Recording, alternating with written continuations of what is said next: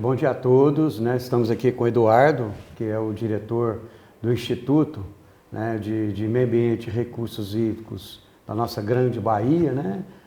Estado do Nordeste.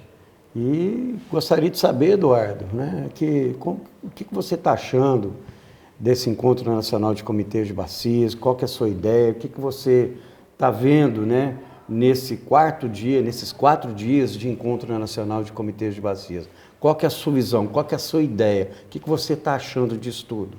Eu acho fantástico, pelo menos até em si, a ideia de ter esses encontros nacionais de comitê de bacia, que é uma grande oportunidade das bacias hidrográficas, dos seus representantes mais legítimos, né? O comitê de bacia é uma espécie de parlamento, onde a sociedade, o usuário da água, o próprio representante do Estado brasileiro, né, dos municípios, do Estado, da Federação, estão lá num único ambiente discutindo e trocar uma experiência no encontro nacional de um país das dimensões do Brasil. Realidades tão diversas como tem do Centro-Oeste, do Nordeste, do Sul do país. Essa é uma grande oportunidade. Eu já venho participando, acompanhando esses encontros desde o início do século. Eu brinco sempre nessa brincadeira do início do século, desde a década primeira do século XXI, né, quando eu participei do primeiro lá em Ilhéus, depois em Vitória, do Espírito Santo, e que acredito que esse é um dos eventos que merece mais destaque, inclusive. Né? Às vezes você não vê tanto destaque na mídia, mas que é de uma suma importância para justamente entender uma coisa que é fundamental para a vida, para o desenvolvimento econômico, desenvolvimento social, que é a água. E os comitês de bacias, que para mim é o principal personagem da política nacional de recursos hídricos, da política pública de recursos hídricos.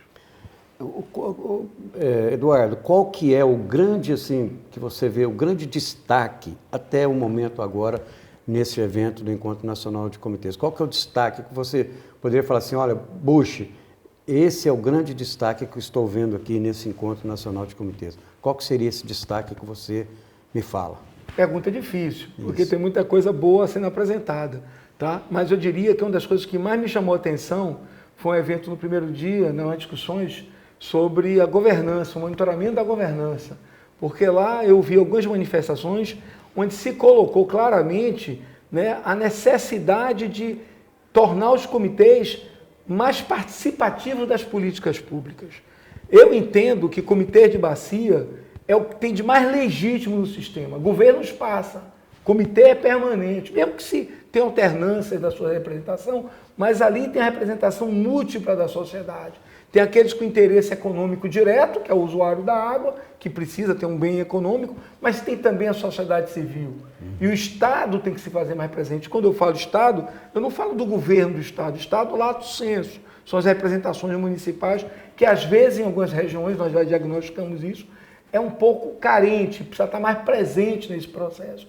Então eu achei muito interessante essa discussão que teve nessa área, nesse grupo de trabalho sobre governança. Tivemos outros sobre reusos, inclusive, coisa questão dessa natureza. Tivemos reuniões importantes com a Agência Nacional, o Fórum Nacional dos Órgãos também, que se reorganizou, órgão de gestão das águas, que se reorganizou aqui dentro do evento.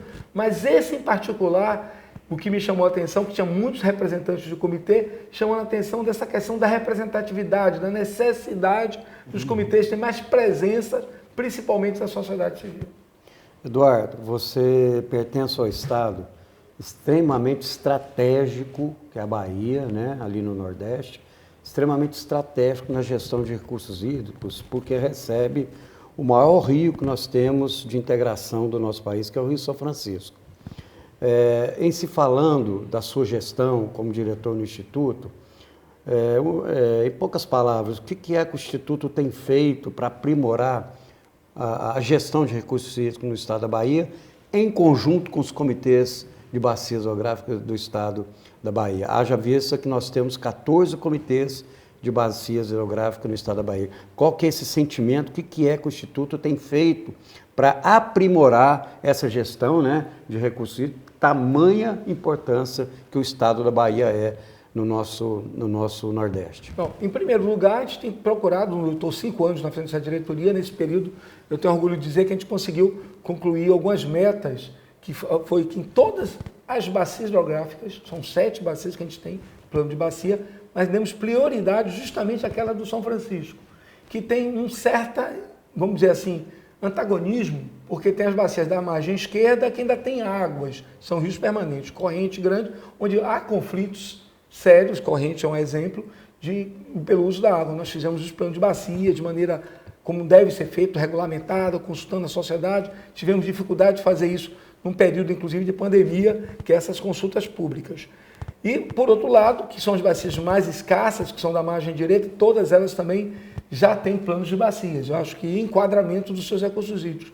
O grande desafio, no caso dessa segunda aqui, além de fazer a melhor gestão, é fazer investimentos que garantam maior sustentabilidade, né, dos recursos, porque são as áreas mais ligadas ao semiárido, enquanto a margem direita está no cerrado, a mais esquerda está no cerrado, a margem direita está no semiárido. Então ela tem uma maior escassez, uma menor contribuição, inclusive para o Rio São Francisco, mas por outro lado tem uma maior demanda de investimentos públicos na área de garantia de infraestrutura hídrica para garantir recursos para aquela área. Esse é o maior desafio. E os planos de bacia que nós fizemos, do Salitre, do Paramirim, Santo Onofre, do Verde Jacaré, mostram exatamente isso. Né?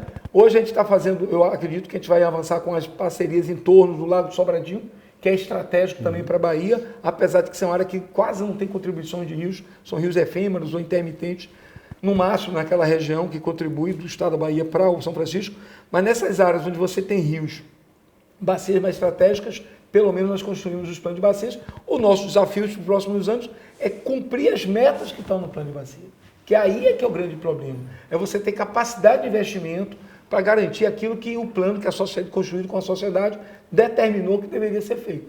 E uma das dificuldades que a gente vai ter também é a gestão e os conflitos do outro lado, como eu falei, onde tem mais rios permanentes, principalmente uma série de correntes, para que minimize os efeitos dos conflitos que lá existem.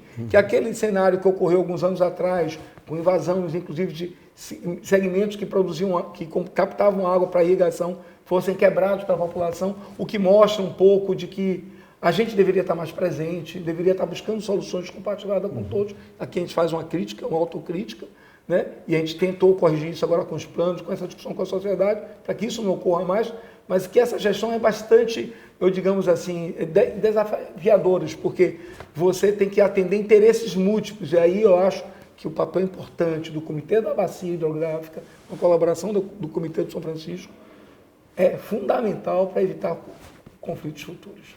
Finalizando a nossa entrevista, já de antemão te agradeço pela sua presença, trazendo esse conhecimento aí da sua pessoa. Qual que é a mensagem que você deixa, Eduardo, para nós, né, que já está com, vamos dizer assim, uma certa idade, mas os jovens que estão vindo, né, que daqui a pouco está tomando o nosso lugar, né, dentro dos comitês, propriamente também dentro do Instituto, dentro dos órgãos gestores, qual é a mensagem que você deixa para os jovens que estão chegando agora, que está brilhantando esse nosso Encontro Nacional de Comitês?